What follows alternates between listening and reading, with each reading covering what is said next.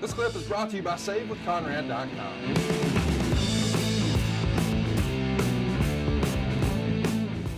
Well, JR, we had 7 questions come in regarding the show from our AFS members. We're going to jump into those right now, and we're going to start with AFS Slapnut tier level Jordan Eubanks. And he asks, JR, how confident were you that the WWE could do these stadium shows so often? Well, I wasn't overconfident, but I knew that if we had the right attraction, that the audience would support it if it was the right attraction, and the card was built well. No reason that we couldn't sell enough tickets to make it at least look good in the building. So I needed to see it before I was going to commit my soul to it. I can promise you. But I'm glad it worked out. And then all of a sudden it became the norm, and now it is the norm. All right. Next up, we have AFS Slapnut tier Brandon LeMay, and he says, was Sean happy to be ending the storyline with Jose Lothario? Do you remember this at all, JR? Well, I think Sean was happy he could help facilitate a break for Jose, who had been a big part of Sean and Sean's early career.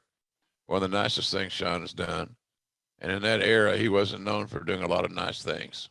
But I know he loves Jose, and he wanted to help Jose, and so for all those things, I'm happy to be a part of. But I think Sean, like many, wanted to see things upgraded and become more contemporary and more updated, whatever. Sure. And so he was all in favor of that, changing the styles a little bit and things of that nature. So, but I don't know. It's just, it's hard to say, but, I think Sean wanted to take care of Jose, but Jose's age and time had kind of come, and traveling was hard, and Jose had never traveled that much in years. So all of a sudden, that's where we were.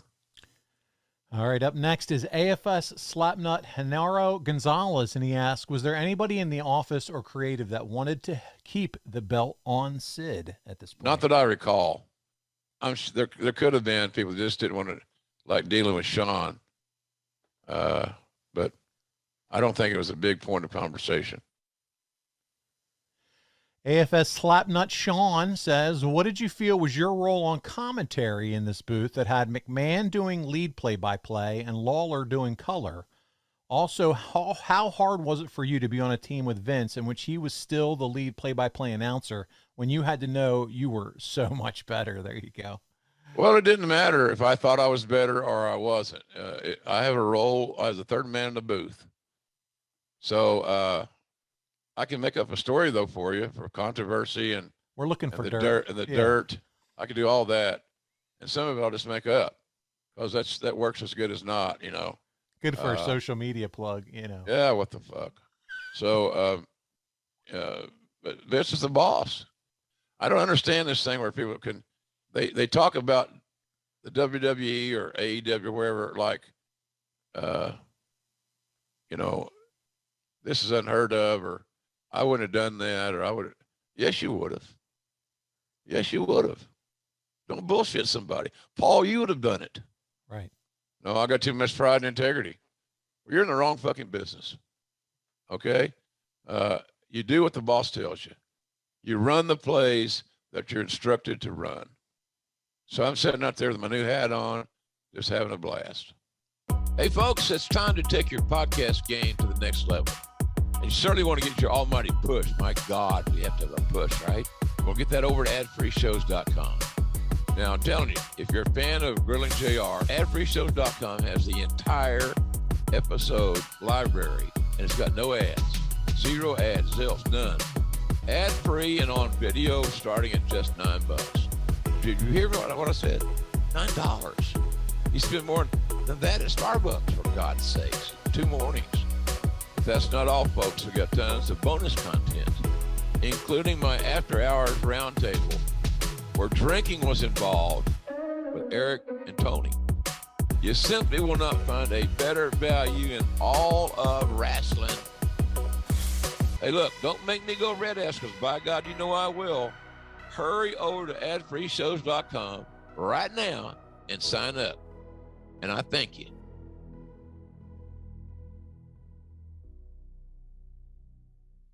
There you go. That's right. At the end of the day, they sign a paycheck, and if they're not telling you to do something that's not breaking the law, that's what you do. You do what you're supposed to, and you get paid for it.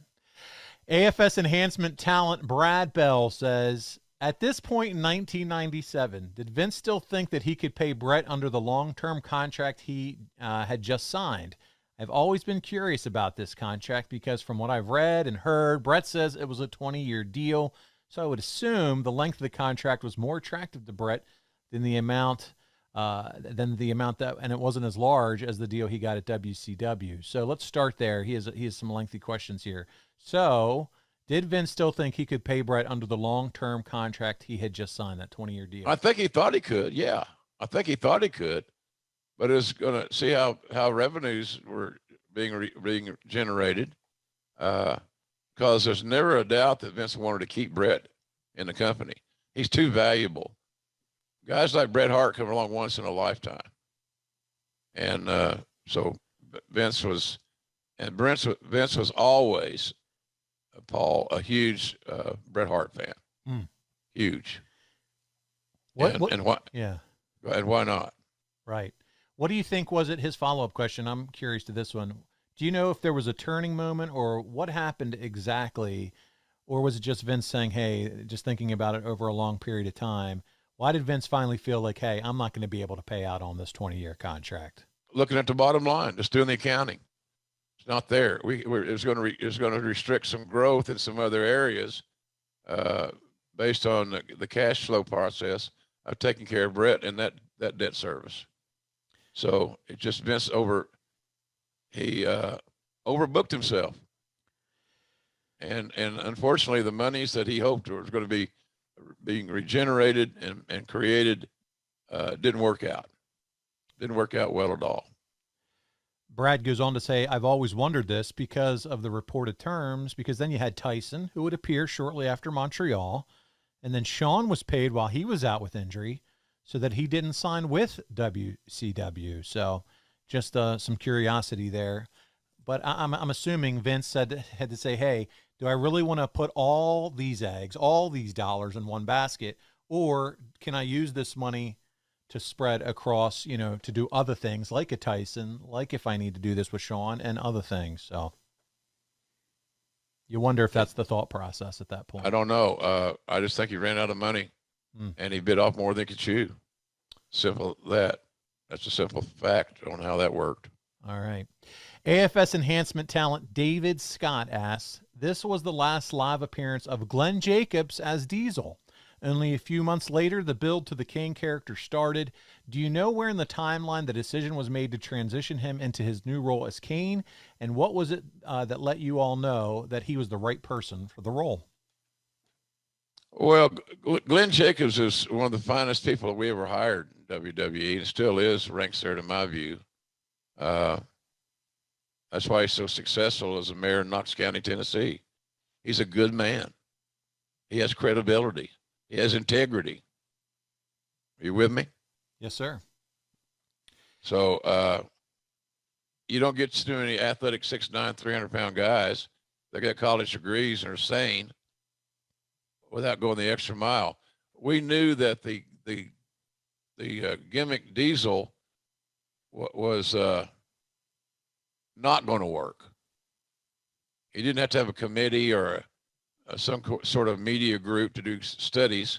It just wasn't going to work. That whole thing was ill-fated. Billionaire Ted and the fake Razor, the fake Diesel, and the heel JR. It just didn't work. It didn't fit anybody's persona. And it was written week to week. So when you find things that are booked week to week, including in today's world, they normally don't have a great chance of surviving in short term. Right. So if you like it so fucking much, what are you going to do next week? What are you going to do at WrestleMania? What are you going to do at the Royal Rumble? Wait, hold on. Too many questions. And that's kind of how I saw that piece of business. But Kane, Glenn Jacobs was always going to have a home. We just had to find the right spot for him creatively. You're not going to not use Glenn Jacobs. And then finally we came across this idea to do Undertaker's brother. Size was comparable. It was a cool deal. So, but Glenn and guys like Glenn should always have a place in anybody's locker room. And the rest was history, JR. Had become a Hall of Famer. So Yeah. there you go. Yeah, good man. Final question from AFS Slapnut Casey Wood. He asks, what was Austin's planned trajectory after winning the Rumble going into WrestleMania 13 before Shawn misplaced his smile, forcing Vince to change creative plans for the proverbial road to WrestleMania?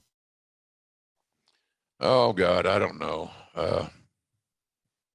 Slapnut Casey Wood. Fuck. Jesus Christ. Austin's planned trajectory. That's 1997 we're talking about, right? Yes, sir. I ain't got a clue. Yeah. Planned trajectory. His trajectory was to be the top guy in the company and end up being the WWF champion. Headline WrestleMania and leave one of those WrestleManias as the guy. He accomplished everything he wanted to accomplish, but he wanted to work on top in singles, and so that's where he was headed. That's where he landed, and that's where he became so successful. He knew what he wanted, right? So it just the plan. I don't know that Steve had a planned trajectory. I don't know if he could spell trajectory. Well, But JR Slapnut Casey Wood thinks it's important to find out his trajectory. Speaking Casey, of, I'm glad you sent us a question, and I'm glad you're watching and you listen to her. Listen, Casey, we appreciate you listening, and we ask that every question you ask from now on to Grilling JR includes the words planned trajectory going forward. So I can ignore them. That would be great. You got a break today because I'm on meds. I love it. Well, Jim, speaking of planned trajectories, next week we'll be discussing here on Grilling JR, you and Conrad most likely, Royal Rumble 2002. Why? Well, it's Royal Rumble season, damn it. And the NWO's coming in. The brand extension is coming. Mr. Perfect is returning. Triple H makes his return from his quad injury at Madison Square Garden to one of the biggest pops ever. My God. One of the biggest ones ever. But remember, we're not sure he's going to get over or work. We just talked about that. Wait a minute. You can't just blow it off because Dave Meltzer said there were issues there. Come on, Dave. You're smarter than that. He is. He's a brilliant guy. But goddamn, the guy was a no-miss prospect because he willed his way into becoming a star, and he worked hard on his game, and he hit the end of the road. I don't know. I haven't heard much about him. I've always been concerned about Triple H's health in recent months because of the alleged, or not alleged, but the heart issues that and I don't know. They've kept that really under wraps. And you got to wonder what Triple H's relationship with upper management, i.e. Vince, if it has anything to do with the dismantling of NXT and rebuilding it in Vince's vision. I don't know the answer to that. I tell you what, based on the pop that he got at Madison Square Garden, though, I think that probably changed the trajectory of where they saw his career going from that point on. I'll tell you that right now. I agree. And you guys are going to have fun on that show. That sounds like a lot of good shit to cover. Royal Rumble 2000. Conrad loves the dirt. He's like a small child. Conrad in the dirt is like sending him into a donut house with a coupon. He loves it. He loves it. God bless him. So, and we all love Conrad. We do. We love you, Conrad. Oh, yes, we do. We love you. I'm starting to sing Bye Bye Birdie songs. All right, well, listen, before we get out of here, JR, first I got to say, adfreeshows.com. That's where you get to answer these questions. You can find out about the planned trajectories of wrestlers right here from JR, and that's how we're doing it this year in 2022. So sign up. JR doesn't know this yet. I'm about to hit him up when I hit stop recording for a bonus episode that he and I need to record this month. Yeah, you boys don't worry about the mules. You just keep loading the wagon, don't you? We do, JR, man. we're sorry you had that issue, that little cancer issue.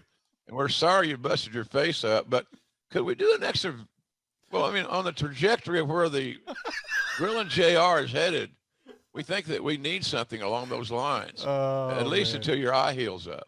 They can't get enough of you, JR. What can I say? That's all we hear in our survey feedback. We want more Jim Ross. We can't get enough of them. That's just amazing. So we're going to try to give the fans what they want. You and I are going to try to figure out some time to schedule a bonus show this month. But that's where it's at, man. You get access to Jim Ross and Tony Schiavone. Oh, isn't that fun? It's kind of scary, actually. Kurt Angle. You get to see Jeff Jarrett. You get all kinds of Eric Bischoff. Conrad loves Jeff Jarrett. Oh, that's the golden child, right? That's his boy. Yeah, that's his boy. And that's good. I think that sometimes they deserve each other. I love it. I love really the end do. of our shows.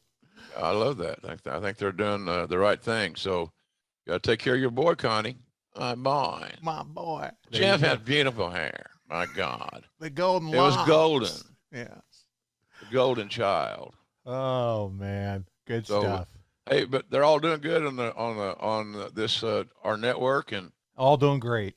yeah, and that's all that matters. Our team wins, That's right. and we have fun busting balls going through the process. We do. We bust balls. We're going to do some big things this year. Sign up now so you can be a part of it. There's rumblings about another Top Guy weekend this year. Who knows? Conrad has really has a vision, and that's what I like. It's to see a leader who has a vision, and the vision includes a lot of fun for the members of this group, a lot of good content. So make sure you check it out. I'm sure the group will be growing. He has some plans for that as well. But JR, before we get out of here this week, I got to let you talk about JSBQcom. I know you had to have a tremendous Christmas season, didn't you? It was good. I'm very grateful, quite frankly, very, very grateful. It exceeded our expectations. And we're never closed. We're always open. Stephen Link runs my site, does a great job of captaining the ship, and he always works. You know, we've sent out hundreds and hundreds of orders, and I'm very grateful and thankful that we've had the business that we've had. So just don't forget about us. JSBQcom. It costs nothing to look, and you got to eat. Man's got to eat. Oh, God damn it. Trust me, I know, buddy. So there you go. And everything is moving along well there. And we hope to have some interesting news on that front coming up soon as well. Good. I'm excited, and I'm glad to hear that you had a great holiday season. But don't stop, because those mustard bottles and ketchup bottles will run out quick. Get the seasonings, the mustard. My son just came up to me the other day. Dad, we got to get more of that honey mustard sauce. I'm like, well, don't worry. I know the website. I know where to get it, son. We'll make sure we get some. So take care of your boy. There you go. We'll deliver the goods, Paul. That's right. Come on, Daddy. Take care of me, Daddy. That's it. But listen, this has been a great time. We hope you enjoy it. I enjoy spending time with you, JR. Royal Rumble 1997. Check it out. We had a lot of fun talking about it here today.